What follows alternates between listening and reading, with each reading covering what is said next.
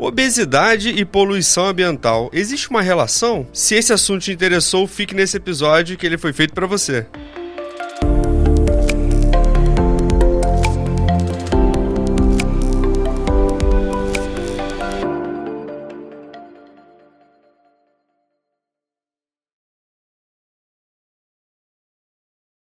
Olá, seja bem-vindo a mais um episódio do For Health Labcast, o podcast do For Health Lab. E hoje vamos falar sobre um tema que ainda se existe muito a explorar, que é a relação entre poluição e obesidade, poluição ambiental e obesidade. E para falar sobre essa conexão, para trazer divulgação científica e embasamento científico para essa conversa, eu tenho o prazer de receber o professor D'Angelo Carlo Magliano, porque o sobrenome dele é italiano. Ele é professor da Universidade Federal Fluminense, da UF, no departamento de morfologia. Fez graduação em biomedicina na UF e mestrado e doutorado na UERJ. E para começar esse papo, eu vou pedir justamente para ele se apresentar e falar um pouco sobre a sua carreira. E também, chamar de Dan, obviamente, porque claro, a gente é próximo. E falar um pouco da sua carreira e como que você chegou nesse tema, né? E depois começar a falar um pouquinho dessa relação. Obesidade e poluição, o que tem a ver uma coisa com a outra? Obrigado por ter vindo aqui no nosso podcast. Tá certo. Obrigado, Gabriel, pelo convite. Boa tarde a todas e todos que estão nos assistindo. Bom, minha vida na ciência começou quando eu entrei na biomedicina. Eu fiz biomedicina na Universidade Federal Fluminense, na UF, onde eu sou hoje professor. E eu fiz, durante a graduação, eu fui monitor de histologia. E foi aí que eu comecei a descobrir que eu queria ser professor, inclusive, né? Legal. Na monitoria. E aí eu fiz o mestrado e o doutorado em outra instituição que foi na UERJ. Aí na UERJ eu comecei a estudar obesidade. Qual foi o programa mesmo? Na UERJ? Foi Biologia Humana Experimental. Ah, tá. Aí eu comecei a estudar obesidade de fato. Então no mestrado eu trabalhei com programação metabólica, depois eu acho que mais pra frente a gente pode falar um pouquinho disso. Legal. E com medicamentos. E no doutorado eu trabalhei com princípios ativos que ainda não tinham sido aprovados para também testar para ver se melhorava, né, a obesidade em modelo animal. Bom, e aí eu fiz o concurso para a UF, passei. E assim que eu entrei na UF, que foi 2016, tem 10 anos já, eu comecei a ver aonde que eu podia trabalhar com pesquisa, né? E nisso voltou à minha vida uma pessoa muito importante para mim, que é a professora Eliette. Grande amiga. Eu fiz o mestrado e o doutorado, a gente foi contemporâneo nessa época, no mesmo laboratório. E quando eu cheguei na UF, a Eliette estava fazendo pós-doc lá, né, pós-doutorado. E aí ela me convidou de novo para trabalhar com ela e a gente começou a trabalhar com obesidade e exercício físico, né? E em 2018... nós criamos o Núcleo de Pesquisa em Morfologia e Metabolismo, que é o NUPEM, né? Eu já era professor, a Eliette ainda era pós-doc, se eu não me engano ela entrou como professora no ano seguinte. E aí a gente começou a desenvolver pesquisas, né, na área de obesidade, ainda trabalhando com obesidade e exercício físico, né? E aí depois, em 2020, com a pandemia, muita coisa mudou, inclusive na minha cabeça, e aí eu senti necessidade de procurar uma coisa nova para estudar. Foi quando eu descobri os desreguladores endócrinos, né, que são os poluentes ambientais, se a gente puser numa linguagem mais simples, né? E aí eu fui fazer pós-doutorado no Fundão, com o professor Leandro Miranda Alves. A ideia no pós-doutorado era trabalhar com a exposição a desreguladores ambientais, desreguladores endócrinos, desculpa, mas em um modelo de zebrafish. Não sei se todo mundo conhece, é um modelo de um peixinho, né, que é um modelo experimental bastante usado. Mas não deu muito certo. Tava começando tudo, vinha a questão da pandemia também, que prejudicou muito o andamento dos experimentos, enfim, né, aquelas limitações todas. Aí eu falei com o Leandro, olha, vou tentar desenvolver na UF o que eu me propus a desenvolver no zebrafish.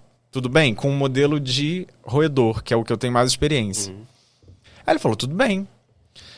E aí, já estamos aí com várias orientações de doutorado concluída, mestrado, e a gente continua trabalhando e pesquisando a ação desses desreguladores. Na verdade, a gente trabalha com uma classe específica, que são os bisfenóis, vendo a ação deles nos organismos, né? O que acontece com a exposição a longo prazo. Legal.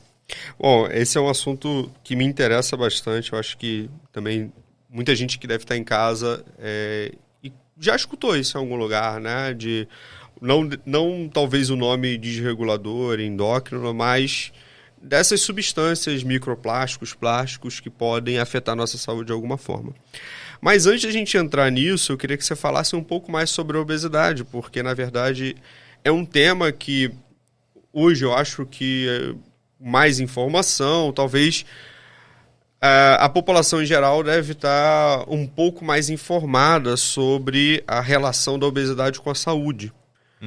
Né? Que não ser uma questão de estética, mas sim de saúde, mas eu acho que é importante colocar, se você puder dar um contexto assim, da obesidade como um problema de saúde pública e caracterizar, então, o que a gente está chamando né, de obesidade, né? Quais são as classificações, né, e o impacto na saúde de uma maneira geral, se puder começar a falar sobre isso. Claro.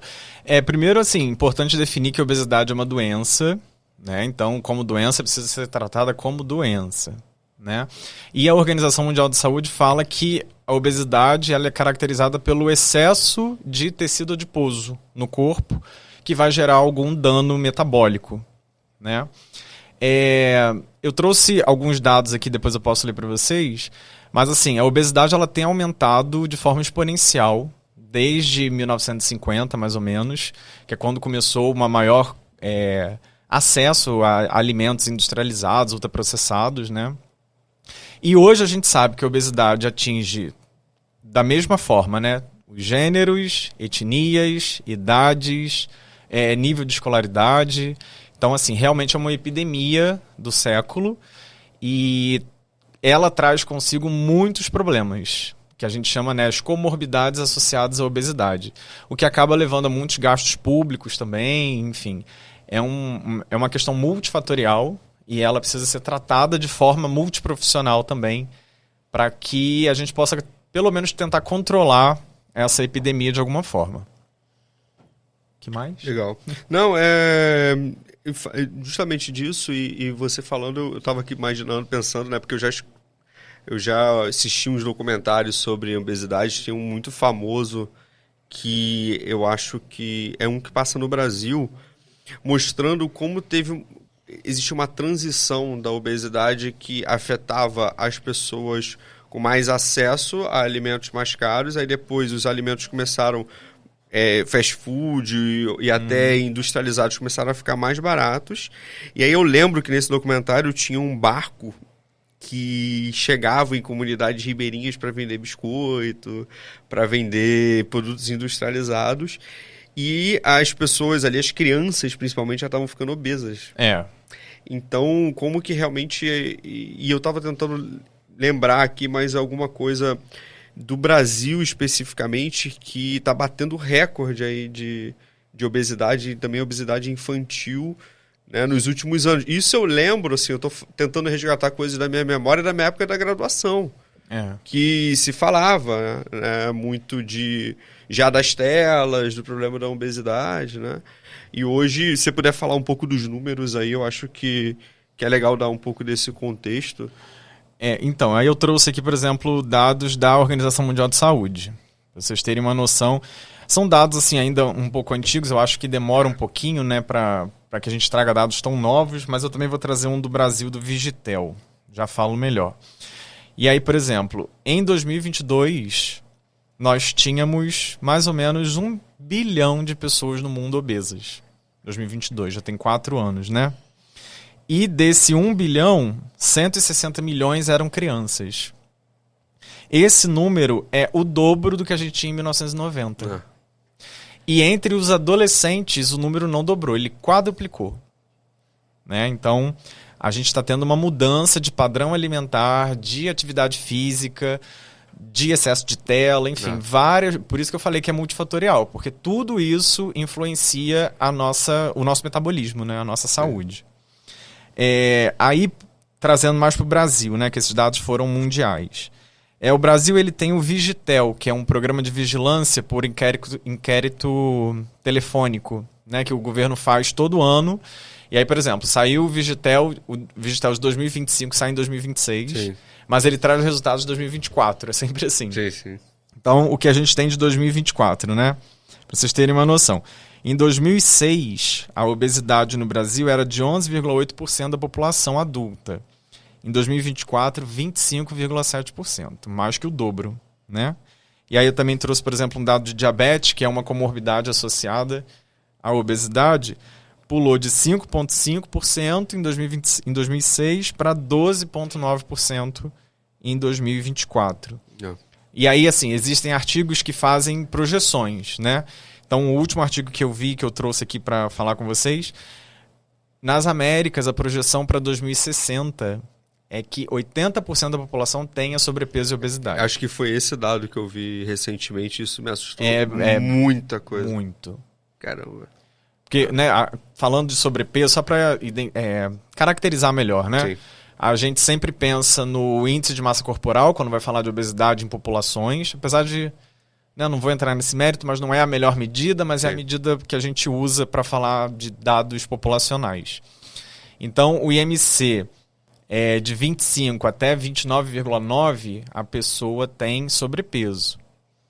Acima de 30, aí já é obesidade. Aí tem o grau 1, grau 2, grau 3 e o grau 4. Né? Então, é muito impressionante a gente pensar que 80% da população pode estar com sobrepeso e obesidade daqui a menos de 40 anos. Né? O que vai acontecer com a nossa saúde, a saúde de todo mundo nesse momento? Né? Porque, assim... Quais comorbidades estão relacionadas à obesidade? Acho que todo mundo pensa de princípio, né? Diabetes, hipertensão, mas também muitos tipos de câncer, principalmente câncer de cólon. A apneia do sono também está relacionada à obesidade. Sim. Enfim, são várias doenças que trazem, né, junto... A obesidade traz junto com ela, e aí você pensa na quantidade de gastos que a gente tem para poder tratar isso, né? Exato. Não, eu ia tocar nesse ponto, né? Porque é um problema de saúde, mas que atinge também outros setores, né? Sim. E é um problema de saúde pública por quê? Porque economicamente você não consegue... As pessoas vão ficar mais doentes, vão ocupar mais leitos, né? Se você não faz prevenção, programas contra a obesidade, você acaba gastando, inflando o sistema e daqui a pouco você não consegue tratar todo mundo, né? Porque é importante falar, assim, quando você coloca a questão das comorbidades, deixa isso mais claro, porque não é uma questão de sobrepeso, né? Ou às vezes no ideário das pessoas, né? Que tipo, tô um pouco acima do peso. Não é isso, né? A obesidade é uma doença e, como você falou desde o início, tem que ser tratada como tal. Né?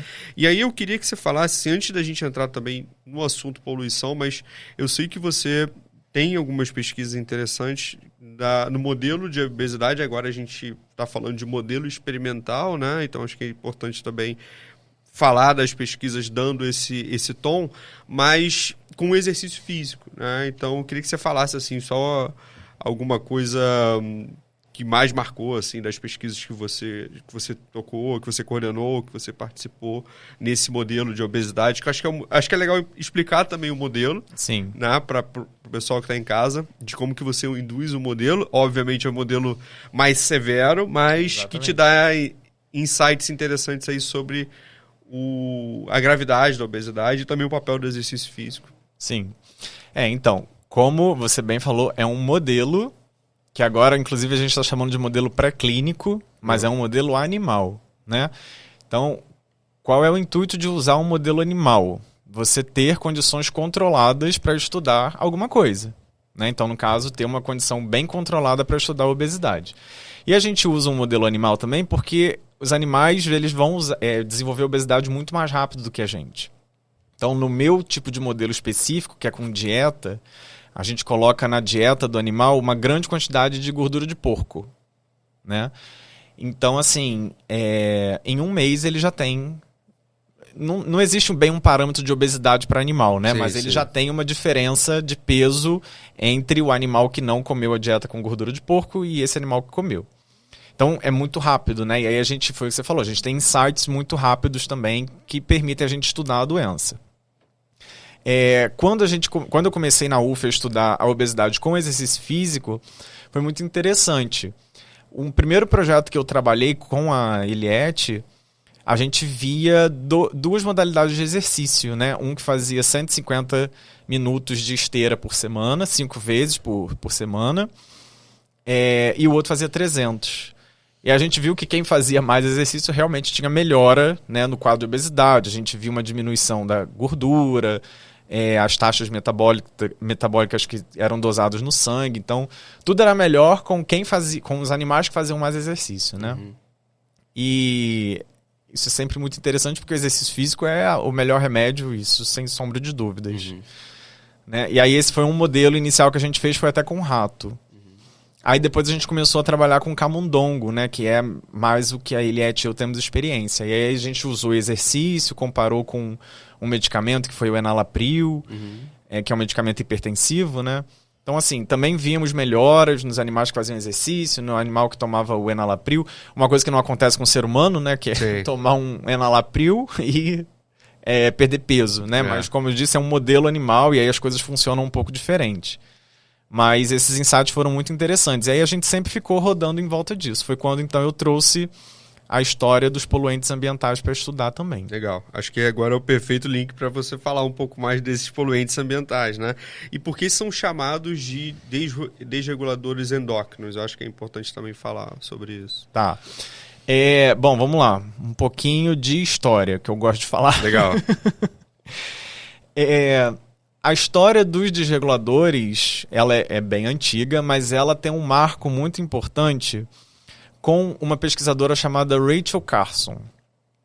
Ela era bióloga e ela trabalhava no departamento de pesca do governo dos Estados Unidos, né? E ela sempre gostou muito de escrever. E ela fez biologia e tal. E aí, enquanto ela estava trabalhando, ela fazia artigo, fazia livro, e teve um livro dela que virou um best-seller, que era... Esqueci o nome, eu tinha anotado aqui em algum lugar. Enfim. O Mar que Nos Cerca. A Rachel, ela tinha uma característica de falar sobre a natureza em forma de romance. E aí ela descreveu toda a história do oceano que ela conhecia nesse livro, virou um best-seller e ela ficou rica. Como ela ficou rica...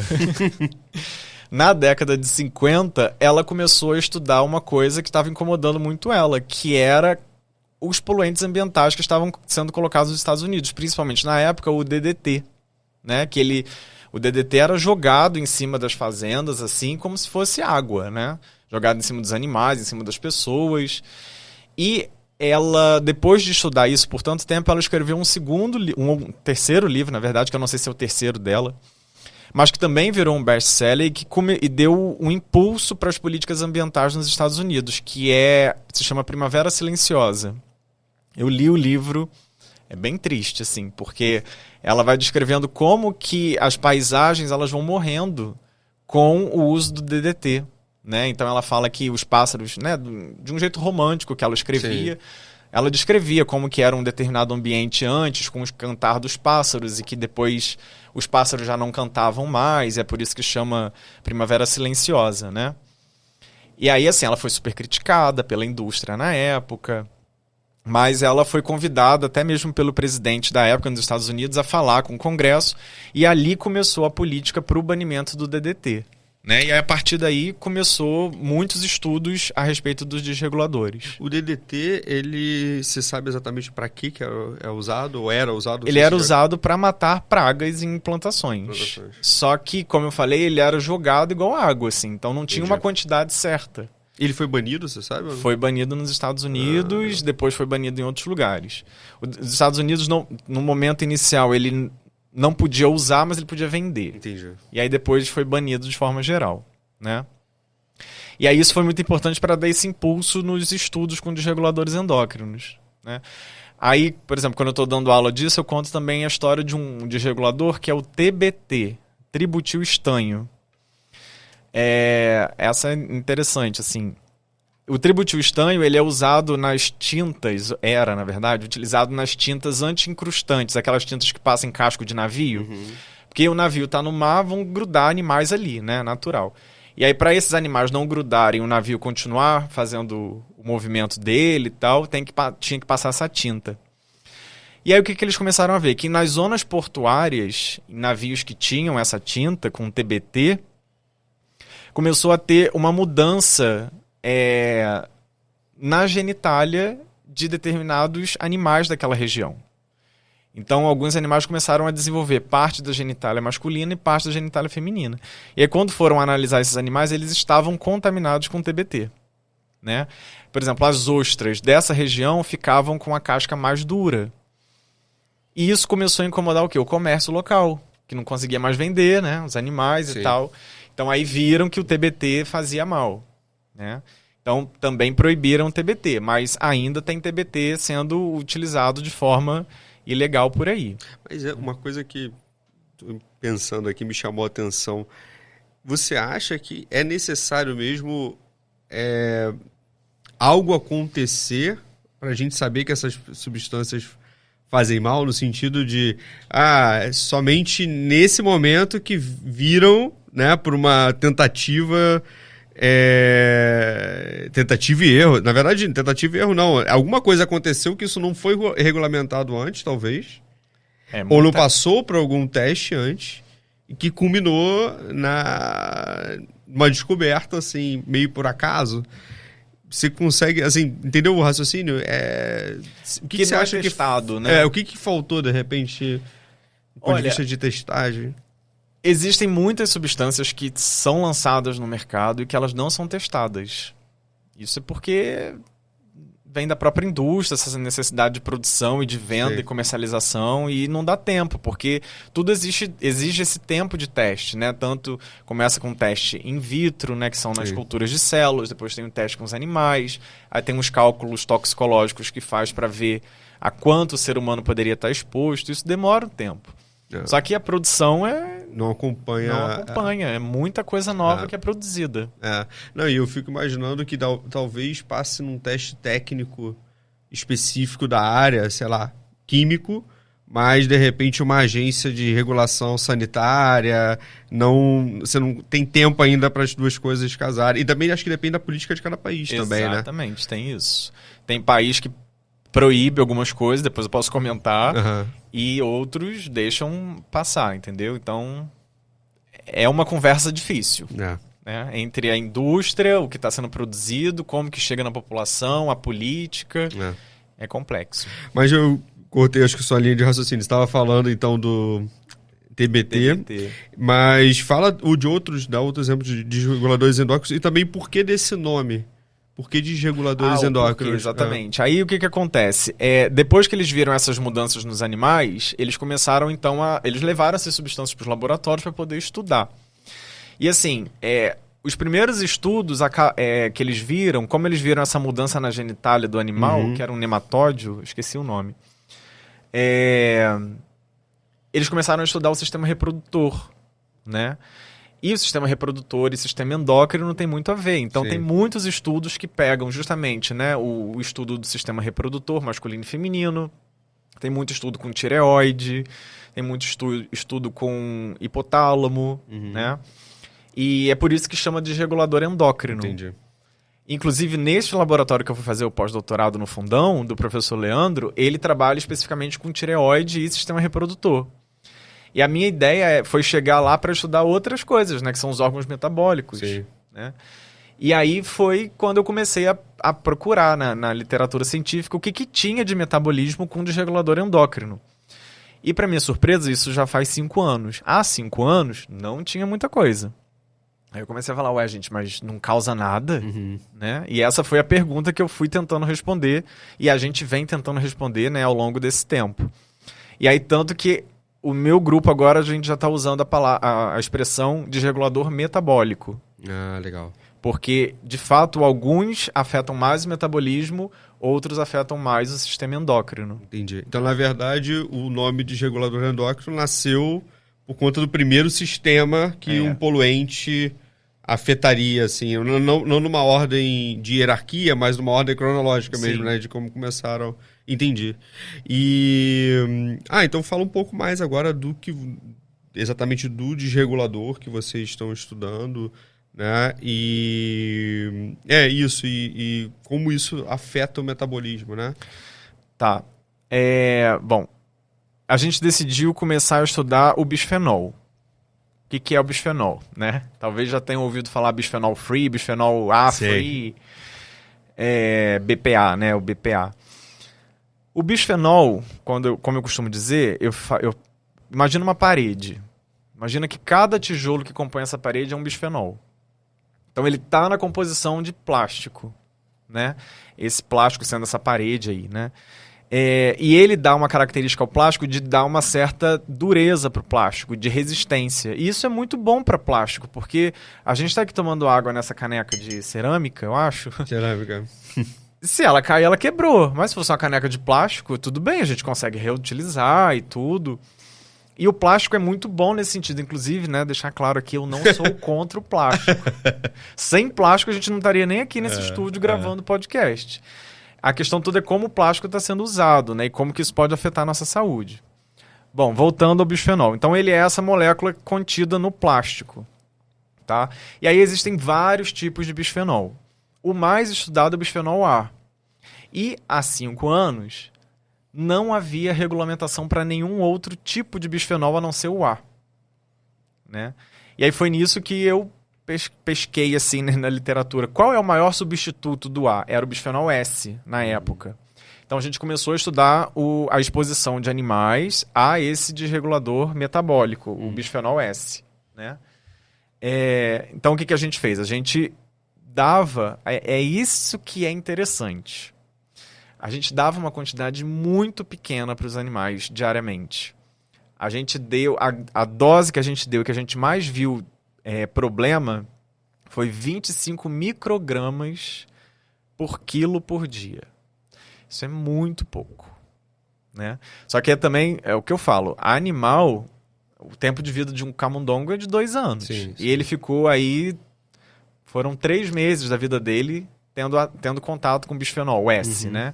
Então, assim, não dá exatamente pra gente extrapolar tudo pro ser humano, mas a gente pode começar a pensar em como usar melhor essa substância. Sim. E só, desculpa te cortar, mas eu fiquei curioso em saber se você tem algum dado disso, de como é o consumo humano de bisfenol. Tem uma ideia, assim, em termos de... Cada artigo fala de uma quantidade. Como é que os artigos sabem, né? Os cientistas sabem quanto que a gente tem. É dosagem da quantidade de bisfenol no sangue ou na urina. Imaginei. Né? Porque assim, ele é rapidamente metabolizado pelo corpo, eliminado na urina. Mas quando ele passa pelo corpo, ele pode e ele causa algumas desregulações. Apesar de em 24 horas ele ser completamente eliminado, entendeu? Por exemplo, aí existem aquela TDI, que é a dose diária tolerável. E aí isso tem a ver com as agências reguladoras. Então, por exemplo, tem muito do BPA, na verdade, tem muitos países relacionados ao BPA. Os outros análogos, eu recentemente vi que só a União Europeia está não sei falar. Regularizando. Obrigado. Então, assim, só a União Europeia está regularizando. E no Brasil, o que a Anvisa fala é de 50 microgramas por quilo por dia. Então, por exemplo, no nosso modelo, a gente usou 25, a metade, em animais. A gente viu muito efeito, né? A União Europeia, a União Europeia, que é de lá, se chama EFSA. Agora eu não me lembro exatamente o que significa a sigla, mas é como se fosse a Anvisa de lá. Lá era 4 microgramas por quilo por dia. Hoje já diminuiu para 0,2 nanogramas de bisfenol. Né? E nos Estados Unidos é a FDA. A FDA também é 50 microgramas. Então, assim, os Estados Unidos usam muito uma política relacionada aos efeitos que eles viram nos animais, os estudos toxicológicos, né? Já a Europa é mais conservadora, né? Então, assim, se tal dose viu efeito no animal, vamos diminuir bastante isso. Entendi. E como você acha que é possível chegar em algum estudo com um ser humano nessa linha? Você já viu alguma coisa na literatura?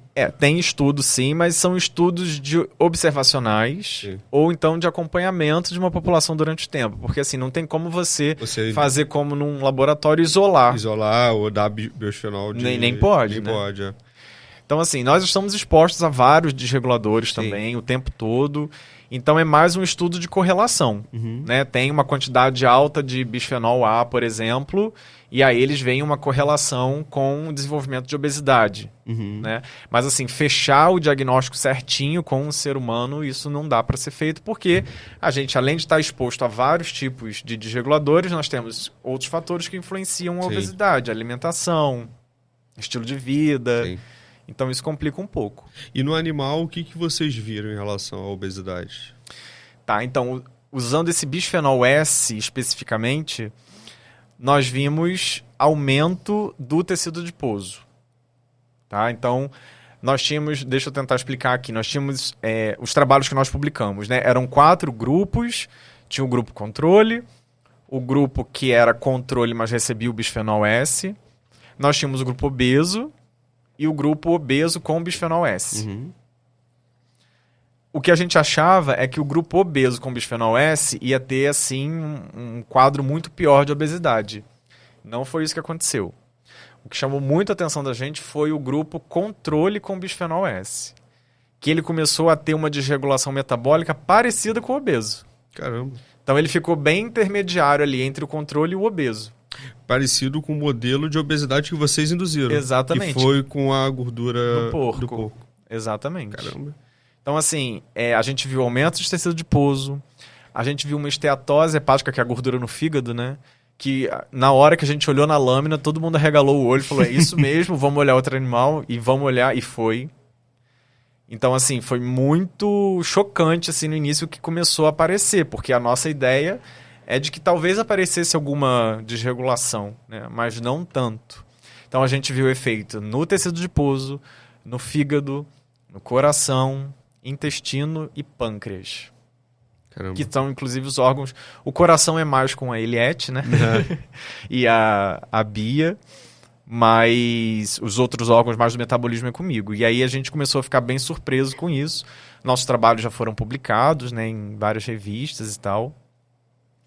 E, inclusive, a gente teve uma dissertação de mestrado que foi premiada na UF como a melhor dissertação da área de ciências da vida com esse tema, né? Foi da Emanuele. Então, é um tema assim, que a gente está trazendo e tentando alertar as pessoas sobre o consumo, né? Não é para gerar sensacionalismo nem pânico. Não, como eu falei, né? Não tem como viver sem plástico. Não tem.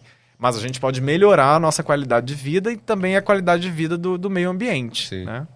E aí isso passa, falando agora já para a população de uma maneira geral, como seria essa conscientização? Seria no uso dos recipientes de plástico que tem ou não biosfenol, que é o acho que o mais simples de falar é o BPA, não é isso? Seria na população se alertar a comprar recipientes que não tenham BPA, seria isso? Então, mais ou menos. A questão toda é essa, assim. Às vezes o recipiente está escrito que é BPA free, não tem BPA, mas ele tem BPS. E como eu te falei, o Brasil não tem lei para regulamentar o BPS. Ah, sim, o que vocês testaram foi o BPS, sim. Agora, na União Europeia, eles estão proibindo tanto o BPA quanto os análogos, né, os substituintes dele. Mas eu só estou vendo esse movimento na União Europeia. Aqui no Brasil. Inclusive, no ano passado, o Brasil a Anvisa liberou o revestimento interno das latas de refrigerante, de suco, com o BPF, que é outro tipo de bisfenol. E aí, alguns cientistas já se posicionaram, né, falaram que foi muito precoce isso, porque é um análogo também que é novo. Parece que ele está substituindo o S, porque o S está entrando muito no radar. Entendi. Então fica complicado, porque não é porque é BPA free que está livre de bisfenol. Sim. Mas a principal questão, e também para não causar pânico, é o seguinte: usa outro recipiente, que é o de vidro. Sim. Né? mas é mais pesado. Mas a gente faz, né, o que a gente consegue fazer pela nossa saúde. Sim. Então, por exemplo, eu levo meus recipientes de vidro todo para quando eu vou trabalhar na minha lancheira. E principalmente quando esquenta, assim, quando vai pro micro-ondas. É quando esquenta, quando esfria e quando a substância fica parada muito tempo ali dentro. Então tem aquelas pessoas que ficam com a garrafa de 2 litros de plástico, com aquela água ali dentro o dia inteiro e também não bebe a água, né? Então, gente, tem garrafa inox, eu sei que é mais cara e tal, mas a inox não quebra, né? Se caiu no chão, dá uma amassadinha mais segura. Que é o melhor do que garrafa de plástico. É claro, né? Numa emergência, tô na rua e compra, tá tudo bem. A gente não vai ficar livre disso. Mas só o fato de você diminuir a exposição, e eu acho que o principal a ser falado é com relação a esquentar a comida em Tupperware, vasilha de plástico. Esse é o pior, porque na hora que esquenta, o BPS, BPF vai pro alimento. Aí já era. Entendi. E eu acho que é uma questão de conscientização de cultura mesmo, né? Porque, obviamente, a gente não pode isolar isso de outras questões, né? Não é simplesmente chegar, olha, agora todo mundo vai ter que ter um pote de vidro ou vai ter que... Enfim, tem várias questões sociais, econômicas, enfim. Mas, à margem disso, a gente tem a cultura também. Sim, é muito cultural. Enquanto a pessoa não sabia que fazia mal, né? Eu acho que é um pouco daquela coisa de tipo... Hoje todo mundo sabe que fazer exercício faz bem e que, né, você não fazer exercício sem inativo faz mal. Mas eu acho que hoje, com certeza, na verdade, não é unânime que as pessoas saibam que esquentar a comida num pote de plástico faz mal. Sempre tem aquela história, né? Eu ouvi falar, tal, mas quando a ciência realmente se posiciona e quando tem resultados contundentes de que isso vai provocar algum agravo à saúde, que é melhor você prevenir não utilizando, eu acho que é isso. São os pesquisadores vir, como você está vindo aqui hoje, falar do assunto, né, para a população. E uma coisa que eu fiquei assim, curioso também, porque a gente está falando disso, né? Você falou, o pior seria esse caso. Mas e agora, os recipientes dos alimentos, dos produtos também, porque eu fiquei, quando a minha esposa estava grávida, eu fiquei vendo muito isso, né? Você acaba vendo informação de um monte de lugar. E uma preocupação é o seguinte, o shampoo da criança não pode ser o shampoo com o BPA, né? Lenço umedecido também tem. O que você sabe assim em relação a isso, aos recipientes, assim, principalmente quando a gente fala de crianças, né? O quanto que essa exposição precoce pode gerar alguma complicação? Olha, os recipientes têm dessas substâncias. Isso a gente não tem como fugir muito, né? Mas a gente pode começar a pesquisar e a olhar recipientes que não tem, porque se não tem, vem escrito que não tem. Sim. E se está escrito que não tem, é porque não tem mesmo. Sim. Né? Não pode mentir nisso, a Anvisa é muito boa. Então, assim, a gente tem que ter, foi o que você falou, uma coisa muito importante, que é a cultura. Então, a gente não tem essa cultura de olhar bem o rótulo do que a gente está consumindo.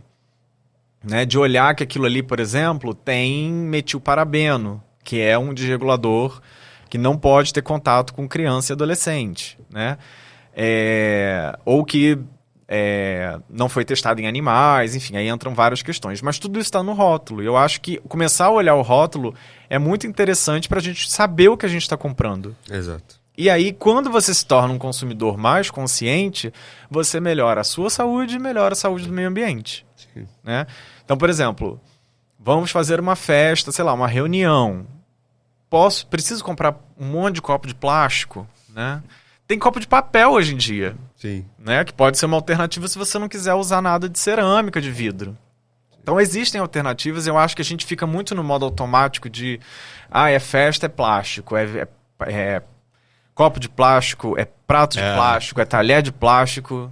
Por quê? Né? Então eu acho que é isso. A gente tem que se tornar um consumidor consciente e para criar essa consciência tem que vir a ciência e fazer divulgação. Sim. Inclusive, muito obrigado. Né? Estamos aqui. Não, isso é muito importante você dizer isso, porque isso envolve, na verdade, diversas áreas, não somente a área da saúde, né? Uma coisa que me espanta bastante, e eu recebi 2 amigos, inclusive já vieram aqui no podcast, são 2 pesquisadores também, da Europa. E eles viram assim, como que a gente trata o lixo, né? E eles ficaram assim, espantados, porque eles falaram, não, tá, tem coleta seletiva, não tem? Como é que fala onde que eu jogo isso, onde eu jogo aquilo? Ah, tem, mas não tem, né? É isso. Tem, mas não tem, porque tem, você vê as lixeiras coloridas em alguns lugares, na universidade a gente vê. Agora você vai olhar, né? Tá tudo errado. Tá tudo errado. Eles também se assustaram muito em ver as pessoas fazendo reciclagem, catando, né, o plástico na rua. Ah, mas por que eles fazem isso? O governo não faz, né? Eu falei, olha que eu não tinha parado para pensar nisso, né? Pois é nossa cultura, né? E assim, além da questão cultural, né? O quanto que o brasileiro, de uma maneira geral, não vou, né, assim, generalizando mesmo, não está preocupado do lixo que ele está produzindo, né? Não está preocupado no que ele está descartando. E eu já ouvi algumas pessoas falarem exatamente isso. Ah, isso aí é para reciclagem, ou seja, é terceirizado, né? Isso aí é o sustento de outra família. Não, mas espera aí, a lógica tá um pouco invertida, né? Tá tudo porque invertido. a gente tem que produzir menos, na verdade, né? E produzindo menos, a gente polui menos e aí melhora, de uma forma geral, tudo, né? Uma outra coisa que é legal também, quando você falou da primeira parte sobre o impacto que a poluição do ambiente pode gerar, por exemplo, nos animais, e o quanto que isso pode passar para o ser humano. Você tem algum dado disso, assim específico eu não tenho, mas é bem sabido na biologia, né, que tem aquele fenômeno da bioacumulação. Então, por exemplo, um animal aquático e contaminado com TBT, que foi aquele desregulador que eu falei no início, isso pode chegar no nosso prato, né? Então, dentro da cadeia alimentar, um animal vai se alimentando do outro, isso vai acumulando nos animais e pode chegar até a gente de uma forma pior. Né? Então, existe um conceito que é muito importante de ser falado aqui, eu não sei se as pessoas conhecem, que é o conceito de saúde única, que é um conceito que justamente vê a saúde humana junto com a saúde animal e a saúde do meio ambiente, tudo junto, porque a gente não está isolado, né, numa máquina biológica que é o nosso corpo, a gente está inserido num meio ambiente que tem influência cultural, psicológica, social, econômica. Então, tudo isso move a nossa saúde. E é por isso, voltando lá no início, que a obesidade é tão complexa. Né? Que até a poluição, até as políticas públicas de como certas substâncias produzidas pelo ser humano chegam a gente podem influenciar o nosso peso. Sim, com certeza. Essa parte agora que é legal a gente falar também um pouco, que a gente estava até conversando nos bastidores, o quanto que é importante informar para a população isso, né? Que, na verdade, é para alertar, mas também não é para apavorar, né? O que a gente pode hoje tirar, por exemplo, das pesquisas que vocês fizeram, né? O que a gente pode, de certa forma, extrapolar para o ser humano, ou, na verdade, é importante falar isso, não é que a pessoa que está consumindo mais plástico, ela vai ficar obesa por isso, não é uma relação de causa e efeito direta, né? Exatamente. E pode até ser uma correlação, né?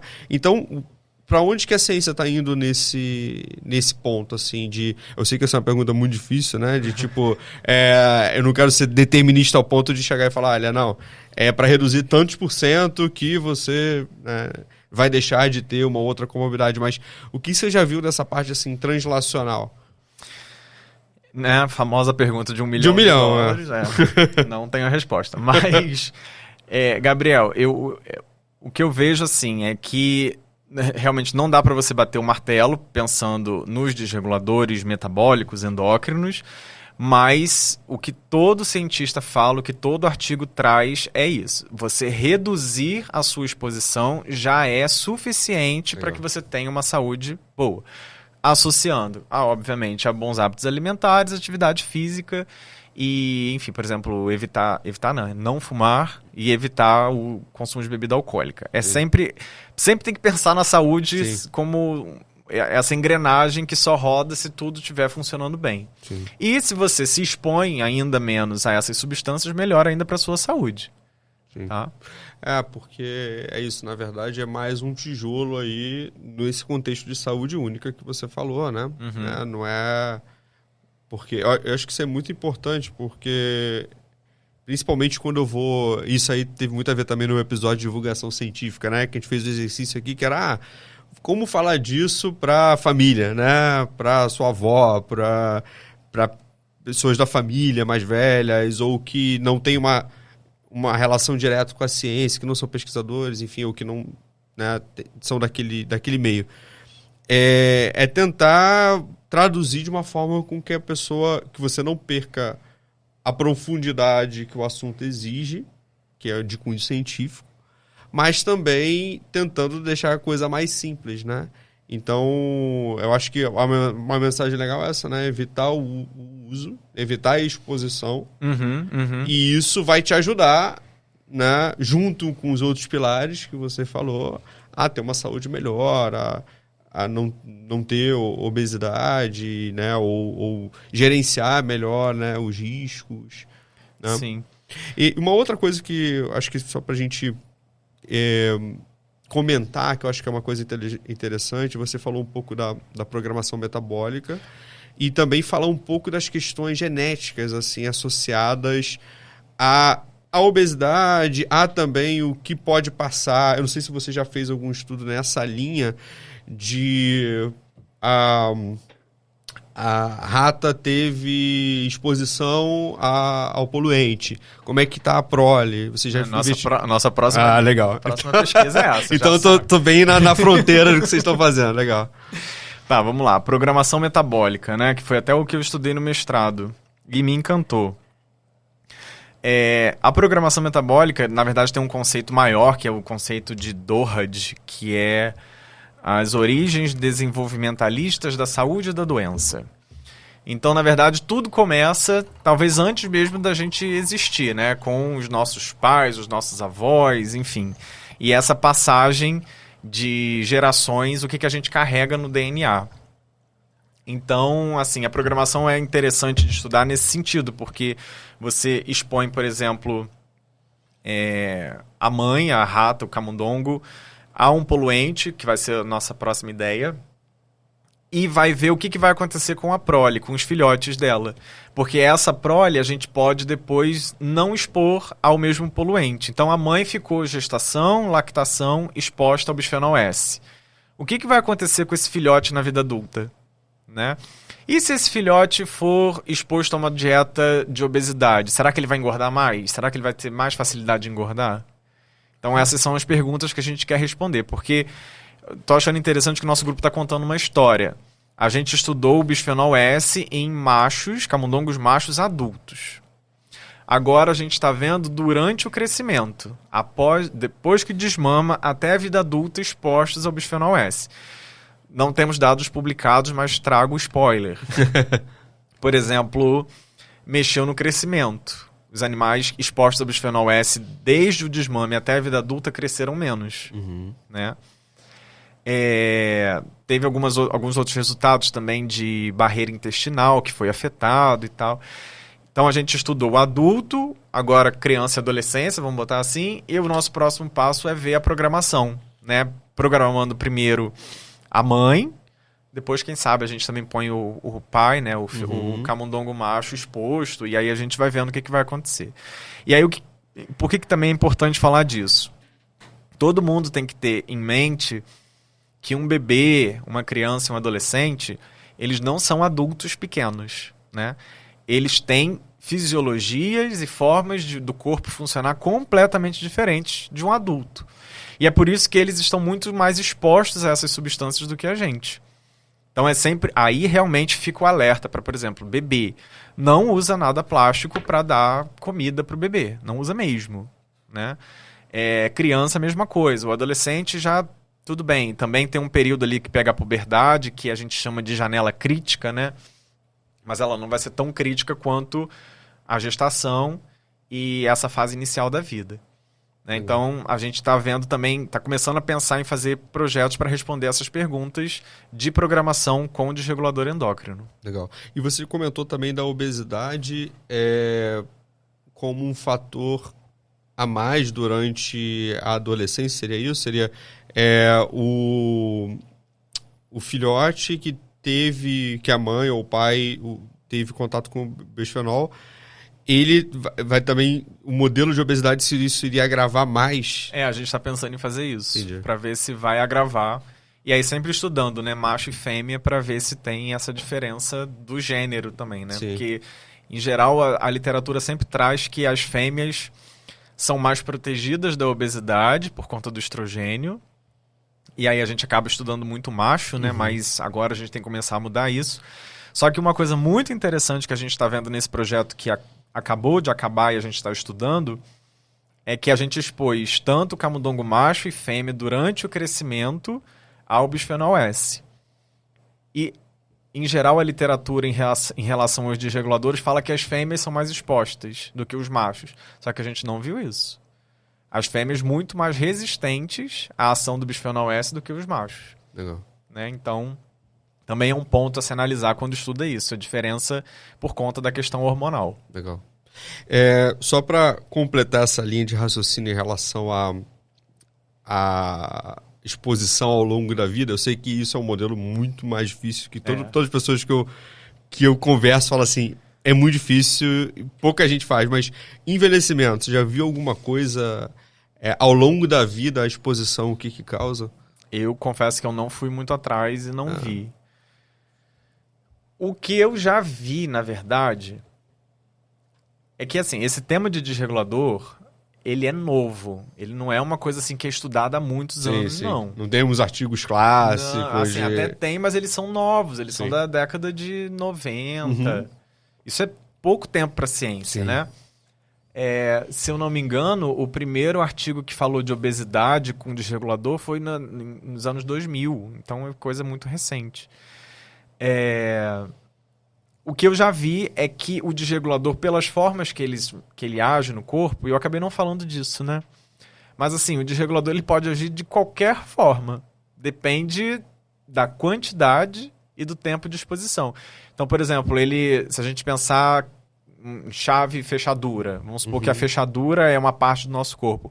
O desregulador pode entrar ali e abrir uma porta, ou ele pode fechar uma porta que estava aberta, ou ele pode abrir várias portas. Então, por isso que é desregulador, né? E o que também é interessante quando a gente fala deles é que eles não seguem uma curva dose-resposta. Ou seja, não é porque eu tenho uma grande exposição que eu vou ter um grande efeito. Às vezes o efeito vem numa dose pequenininha, que é o que a gente tem visto nos nossos experimentos, né? Mas então, como ele causa essa desregulação toda no corpo, o que eu já vi é que eles também são chamados de gerontólogos, ou seja, substâncias que causam envelhecimento mais rápido. Porque o que é o envelhecer, né? Quando a gente vai envelhecendo, a gente aumenta a inflamação, a gente aumenta o estresse oxidativo no corpo, e é isso que o desregulador faz. Ele ativa essas vias muito mais rápido e, consequentemente, a gente envelhece mais rápido. Seria um acelerador do processo de envelhecimento. Faz sentido. É interessante. É mais difícil estudar isso no animal, né? Porque você tem que acompanhar ele ao longo da vida, mas é um tema interessante também, né? Porque sim. Eu fico pensando nisso, assim, como uma outra coisa também que o fato da pessoa fazer exercício ou não, se você conseguiria minimizar, atenuar um pouco... Isso aí é um doutorado que tá vindo aí. Já sabe todas as nossas pesquisas. Não, porque você falando e segue uma linha de raciocínio muito legal, assim, que é isso, a gente tem que entender os outros componentes, né? Não adianta também parar por aí. Né? Sim, claro. Como é um tema muito novo, a ciência pede, né? Que você... não, peraí, qual é a peça do quebra-cabeça que tá faltando? Essa, né? Essa eu consigo ajudar a responder, né? Então, acho que o exercício também é uma coisa interessante, né? De ser incluído no modelo. Já vi... Nosso grupo vai ter com exercício e bisfenol, mas, assim, até a literatura científica eu já vi o uso de nutracêutico, né? Antioxidante, para tentar melhorar as ações dos desreguladores que já são bem estabelecidos, como o bisfenol A. Legal. Muito bom. A gente está chegando já no final, Dan. Queria já começar a te agradecer pela participação. Eu acho que nesse final é legal também falar um pouco, como eu te falei assim no início, a gente hoje fala para a população em geral, que, né, vai se interessar pelo assunto, mas com certeza também alunos de graduação, alunos de pós-graduação que se interessaram pela área e querem começar a estudar. Então, eu queria que você deixasse um pouco um recado assim, para essas pessoas, falasse um pouco do teu grupo de pesquisa, né? Como que acessa o seu grupo de pesquisa, e alunos, seja da UF ou de outras instituições. Fala um pouco para essas pessoas agora. Bom, venham estudar os desreguladores, né? Eu sou um entusiasta da área, porque eu fico muito feliz hoje de estar com essa pesquisa, porque eu consigo ver as coisas que a gente faz na bancada e que a gente às vezes acha que vai demorar muito a chegar a informação na população, e a gente consegue traduzir isso muito rápido de uma forma simples, com atitude simples, né? Então eu sou muito entusiasta da área. E sempre estou querendo gente para estudar comigo e fazer pesquisa. Legal. Bom, pode fazer propaganda do grupo? Claro, deve. A gente tem um Instagram, né, que a gente divulga lá as nossas atividades. Então é o @nupem, com 2 M's. Depois a gente coloca na descrição também do vídeo. Então pode seguir lá, entra em contato, que a gente sempre responde. E a gente está na UF do polo de Niterói, né, que é o polo central ali da UF. A gente fica localizado no Instituto Biomédico e temos apoio de vários laboratórios lá para a gente fazer a nossa pesquisa. Legal. Maravilha. Então, gente, antes de encerrar, isso aqui é um presentinho nosso. Olha. É uma caneca que não é de plástico, tá? É uma caneca de cerâmica. Ainda bem que no tema de hoje... No tema de hoje a gente não cometeu esse erro, né? Perfeito. Então, é a canequinha do nosso projeto, do For Health Labcast. E te agradecer mais uma vez, né, assim, pela excelente participação. Eu acho que é um tema que, né, eu já vejo ações suas na mídia. Eu acho que aqui a gente está tentando contribuir para aumentar, jogar luz, né, nesses assuntos importantes. Então, conte com a gente também para divulgar o trabalho que vocês estão fazendo. A ideia é que esse vídeo alcance mais e mais pessoas e que fique também registrado, né? Porque é muito legal quando a gente traz alguém para falar de algo tão novo, porque você vê uns impactos mais a curto prazo, mas existem os impactos a longo prazo que a gente ainda não consegue medir. Sim. Mas daqui a 10 anos, talvez a área esteja assim, não, pô, tem mais força, né? Ou tem mais relevância, ainda mais divulgação. Então, eu acho que fica registrado aqui, a gente vai rever esse vídeo, a gente, assim, pensando como sociedade, né? E parabéns pela contribuição sua, do seu grupo. Eu sou um fã das pesquisas de vocês, do grupo. Obrigado. Então, parabéns aí e obrigado por ter vindo aqui subir a serra para participar do podcast. Tá certo. Obrigado, Gabriel. Esse tipo de divulgação é muito importante, né? Até pouco tempo atrás eu estava com algumas dificuldades de encontrar a forma de divulgar o trabalho e tal, então por isso eu agradeço muito. Acredito que cair no YouTube hoje em dia é uma coisa boa para a gente poder viralizar e levar informação relevante para a população. Legal. Informação que a gente está construindo com a ciência brasileira, né? Que é uma forma de retornar para todo mundo que está lá investindo na nossa pesquisa, uma forma de poder melhorar a saúde, não só a própria saúde, como a saúde do planeta. Legal, maravilha. Então é isso, gente. Então, o nosso recado final é esse. Evite, né, usar recipientes de plástico. Vamos ajudar também a conscientizar outras pessoas desse problema. E uma das formas de fazer isso é compartilhando esse vídeo. Então, compartilhe no grupo da família, com os amigos. Aquela pessoa que você sabe que pode ter informações legais com esse vídeo, mande para ela, curte o canal, siga o For Health Lab nas redes sociais, também aqui o canal, ative o sininho e vamos ajudar a divulgar a ciência, e siga também o grupo do professor D'Angelo, né? A gente vai colocar na descrição e conto com vocês até o próximo episódio, tá bom? Obrigado, gente, até mais. Tchau.